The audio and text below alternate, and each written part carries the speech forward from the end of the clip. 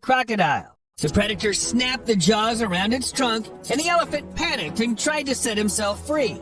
He reared up on his hind legs, trumpeted loudly out of fear and pain, and waved his trunk around so intensely he almost pulled the crocodile out of the water. But the croc wouldn't lose the grip. In the end, the elephant slammed the crocodile, jabbed it with his tusk, and only after that he could get away. But take my word for it, this elephant got really lucky.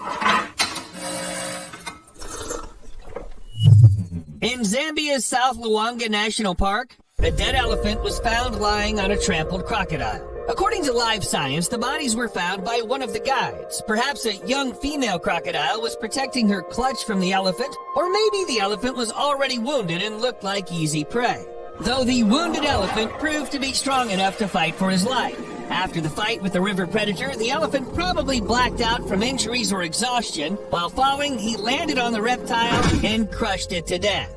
Here's another story from Zambia. A crocodile was about to attack a baby elephant who came to drink water from the river, but his mother noticed it in time. She grabbed the crocodile with her trunk, threw it here and there, and trampled him until it was over. In the Lulawi Mfolozi Game Reserve, a crocodile named Jaws was so hungry he wrapped its mouth around the trunk of an adult elephant. The encounter lasted only 20 seconds. Another elephant quickly came to the rescue and forced the reptile to abandon his lunch. Otherwise, well, you already know how these stories go. So the elephant got off easy, suffering only trunk injuries. Actually, cases of elephants and crocs attacking each other are quite rare, but the fights ending in a draw are one-off events. The crocodile is one hell of a dangerous, cunning predator with sharp teeth and strong jaws. At the same time, the elephant's one of the smartest animals in the world, plus it's really huge.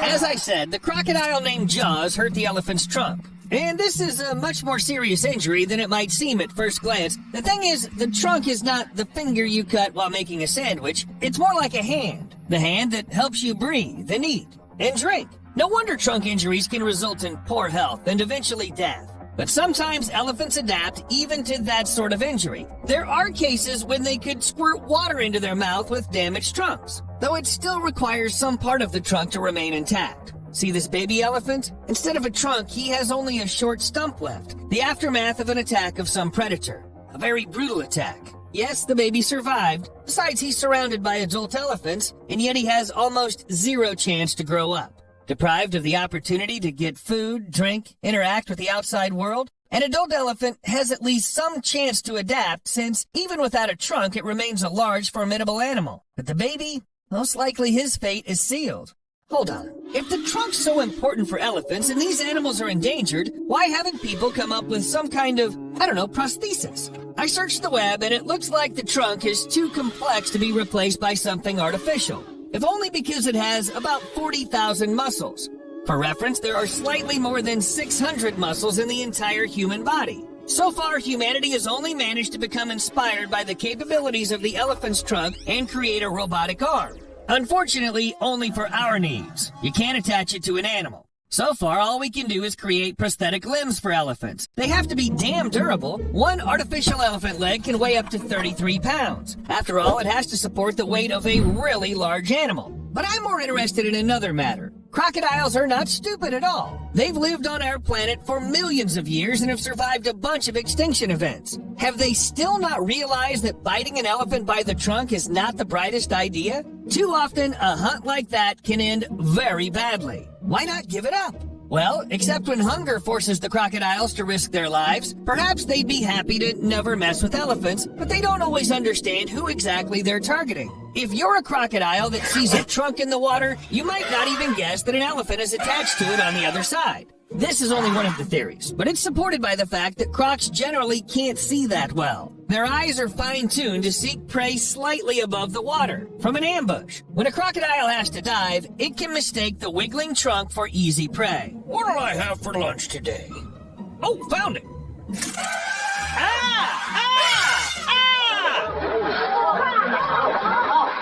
But what about an encounter between large individuals? Those who can really go toe-to-toe. The crocodile quickly attacks and clamps its jaws around the trunk of an adult elephant. This is the most vulnerable part of its body. Moreover, it's most often immersed in water. Trying to free itself, the elephant tenses its trunk and shakes its head from side to side. This is a battle of physical strength and endurance. If the crocodile releases its grip, the elephant will stomp it. If the crocodile manages to bite off the elephant's trunk, it still has a chance to survive, while the elephant may die. And yet, I wouldn't claim the opponents are in the same weight category. See for yourself.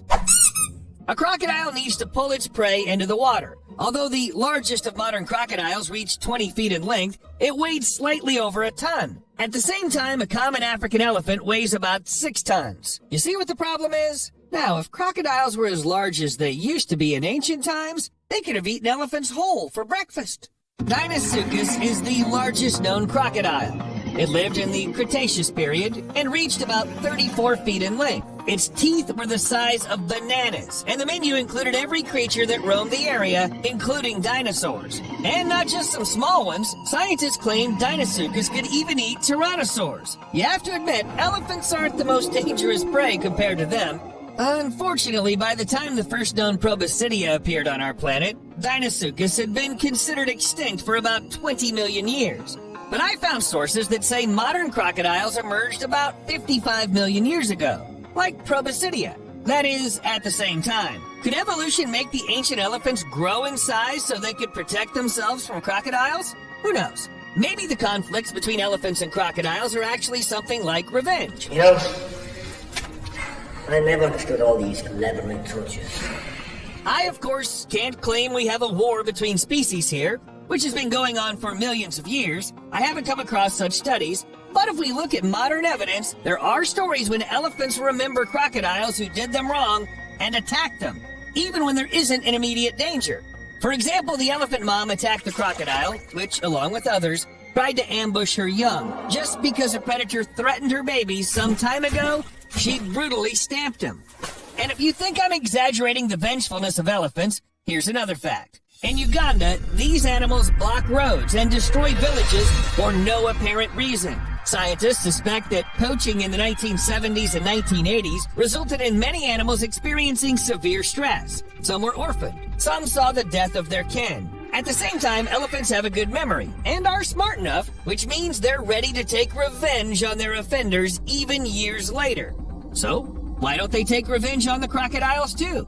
Moreover, according to some reports, elephants don't just destroy their enemies. They can also lodge reptiles up in trees. Okay, I admit it, that sounds pretty weird, but there are at least 2 records that prove it. In 1860, a hunter saw an elephant toss a dead crocodile on a tree. And a little later, the famous African explorer William Cotton Oswell mentioned crocodile carcasses in the fork of a tree in his book. Well, how else could they end up there if not with the help of elephants? After all, they couldn't just climb the trees. What? Crocodiles know how to climb trees? Steve, what's this nonsense in the script? Okay. Although crocodiles don't have anatomic adaptations for climbing trees, they do it anyway. Such conclusions were made by scientists who published a study in the journal Herpetology Notes. After studying 5 crocodile species in Africa, Australia, and North America, the team found that reptiles can climb up to 7 feet above the ground. Young species were seen up to 30 feet high. 30 feet! Moreover, people who live near these areas with crocodiles knew about this for decades. They just didn't tell anyone. Or maybe scientists of the past didn't want to address the matter properly. Okay, so crocodiles can climb trees. What's next? Elephants get into caves and eat rocks? Oh, come on. In Kenya's Mount Elgon National Park, elephants often spend time in caves on the slopes of an extinct volcano. These are rather large caves, up to 492 feet long and about 33 feet high. They're also full of salt.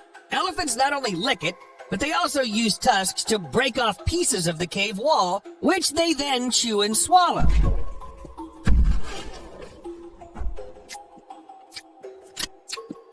Damn, we're busted, boys! Eat grass! Eat grass! Well, these elephants are lucky. They have access to a cave with an unlimited supply of salt.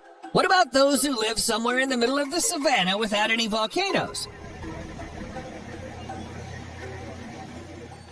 Okay, these elephants usually eat soil and rocks, not like they have a choice. But when you eat this much salt, some males can consume 31 to 44 pounds of salty soil in 45 minutes, you'll surely feel thirsty.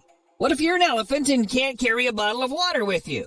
Ha! Just dig a pond. Elephants can sense water underground, so they just start digging during dry periods. They keep digging until they get to the groundwater. Of course, other animals are happy to take advantage of such ponds. They come to drink after the elephant herd leaves. I wouldn't be surprised if elephants learned this trick from crocodiles. Some of them, like the alligators in the Everglades National Park, dig holes in marshes. Water remains there almost all the time, except when severe droughts happen. So other animals often hide in these holes. Of course, when alligators don't use them. Otherwise, predators simply eat their guests. But this is not the only risk. The more animals use a small body of water, the higher the likelihood of picking up some kind of virus or dangerous bacteria through the water. It sounds pretty logical.